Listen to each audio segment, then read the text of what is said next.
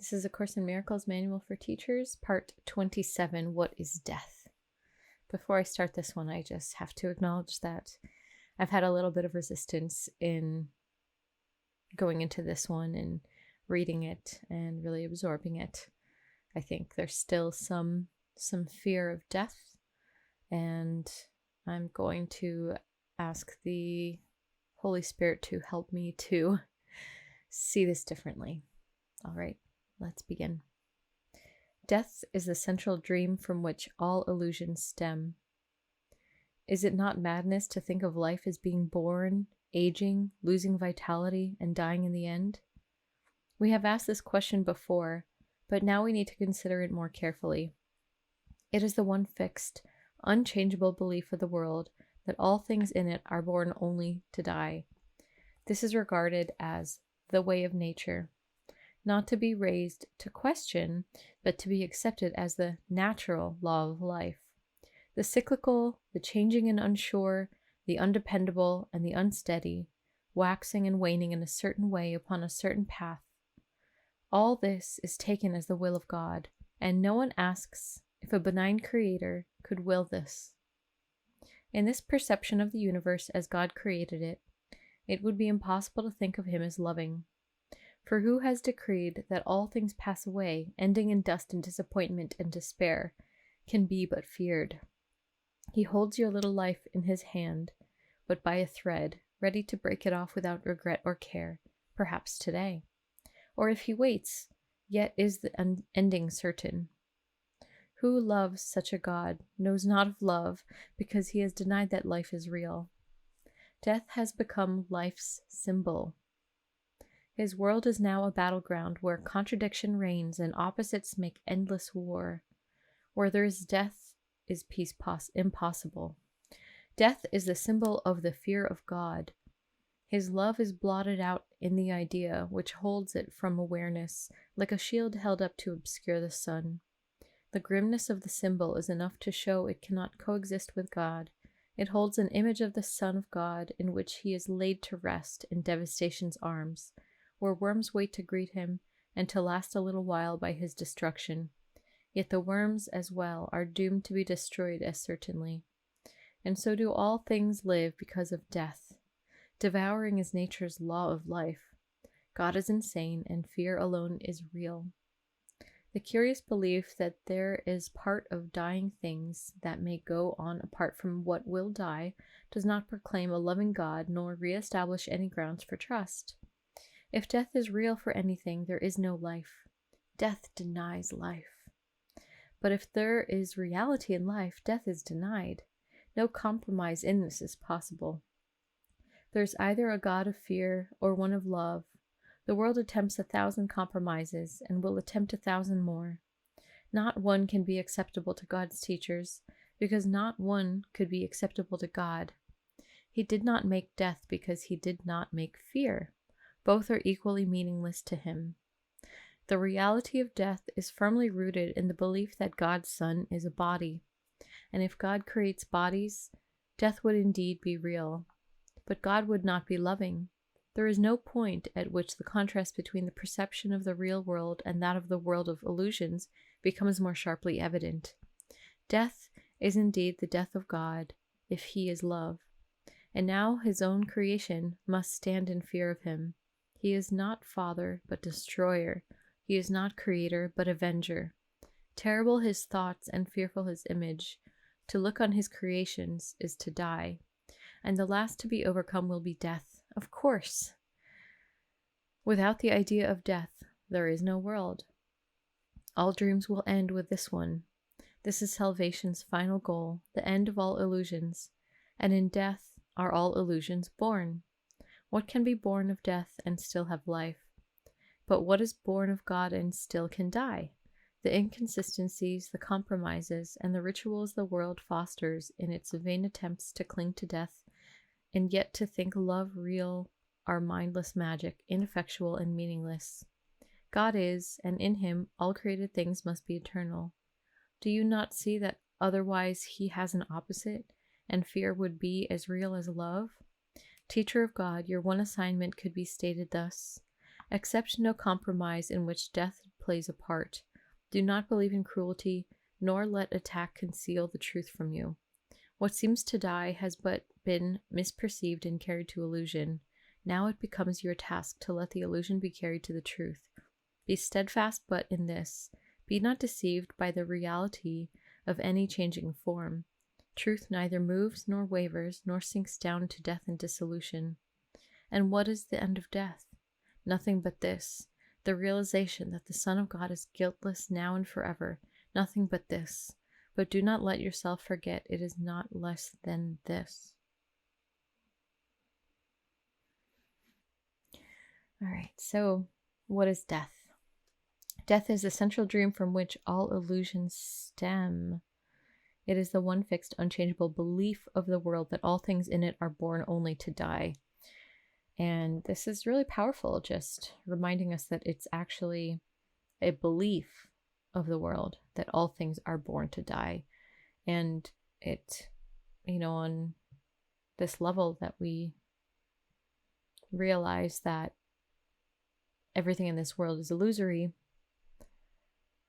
But if there's one thing that people cling on to, and it seems to be a huge fear, especially with a lot of, say, healing work that I do, it often points to the fear of death. But when I do deeper digging work related to fear and fear of death, it's actually what people are not that afraid of. It usually goes deeper and deeper and deeper. And it's actually always about something with a relationship with God and being stuck in hell forever, or being stuck in the void, or being unable to get out of suffering. Time and again, it is that. And it always comes back to a remembering of God, that the only way out of that underlying fear is to remember God and to forgive oneself of the guilt of getting themselves stuck in there, in that void. And personally as well, in a lot of my ayahuasca ceremonies, again, ayahuasca is the vine of death, and it shows often your biggest fears and shows it right in front of your face. And it's happened many times where I'm confronted with the fact that I'm so afraid of dying, and that is showing me that I'm very much believing that death is real. And it always takes me to a place where then I have to basically surrender and let myself die. Not let myself die, that might not be the right wording, but to let that belief go, let the belief of death go, and surrender into what's underneath it, or what's really there when you take death away. And yeah, it says the cyclical, the changing and unsure, the undependable and the unsteady, waxing and waning in a certain way upon a certain path, all this is taken as the will of God, and no one asks if a benign creator could will this. I remember being very young and asking questions about God and the world, and I never got answers that made sense. And I also remember an ex that I had way, very long time ago, and we would talk about God and his belief in God, and he had so many things happen in his life, or things that he'd witnessed, that he just couldn't make sense of, and it made him not believe in God. Like, how could this be if God is supposed to be a loving, kind, unconditional, loving God? Why would he do those things? And in this perception of the universe as God created it, it would be impossible to think of him as loving. And I couldn't explain to this ex at the time, I couldn't explain why that wasn't true. And if I were to go back in time and to explain, I would now be able to answer that question.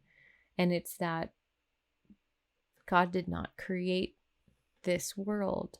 And that was one of the biggest shifts that I needed to make in my mind to be able to reconcile the way that the world works and things that happen in the world with God. And I think a lot of people are definitely indoctrinated with the idea that God made the world and that it's not an ego-made world. And that can be really jarring for a lot of people to make that shift, to let go of that notion, because ultimately it keeps us trapped in this world. If we believe that God created the world, then we'll just be stuck in it, because then we think that this is God, and we think that fear and suffering is what God is, and it's not. And it says, death has become life's symbol. His world is now a battleground where contradiction reigns and opposites make endless war. Where there is death, is peace impossible. Death is the symbol of the fear of God.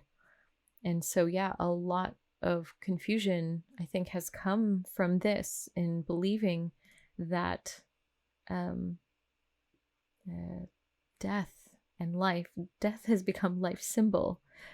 That if we look at the way that we do things, we only think about our life up to death and not what is beyond this life and death, what is beyond this whole world. And then it says, he did not make death because he did not make fear. Both are equally meaningless to him. And so, yes, the fear of death is, in a way, the fear of God. And when you can accept that that's what you're really afraid of, then it becomes, in a way, easier to sort of overcome that fear of death. So, yeah, the reality of death is firmly rooted in the belief that God's Son is a body, and if God created bodies, death would indeed be real. So yeah, these are all just different ways of explaining how intertwined we have gotten our minds in believing that all of this is real, because we have believed that God has created these bodies, that God has created this world, the ego has created this world and bodies and all of this illusion. It reminds me of the very first part of the book, where it talks about how the Course can be summed up very simply as, nothing real can be threatened and nothing unreal exists. Herein lies the peace of God. And so nothing real can be threatened. If we think about death and the threat of death, well, if this world isn't real and therefore death isn't real, then we can't be threatened by it. And if we don't have that fear of death, and if we don't have that threat of this dying, then we can actually come to peace in God. It's surprising to me how much we are actually motivated by that fear, by these fears of facing death. But we cover it up with all these other layers and other complications of things. But we always have the opportunity to face, whatever surface level fears you have, but to not be afraid to look at this underlying belief that we've been holding on to, of believing all of this is real, and to not be afraid, because it just requires us to trust what's beyond, to trust that God is real, and to trust sinking into the feeling of peace of God.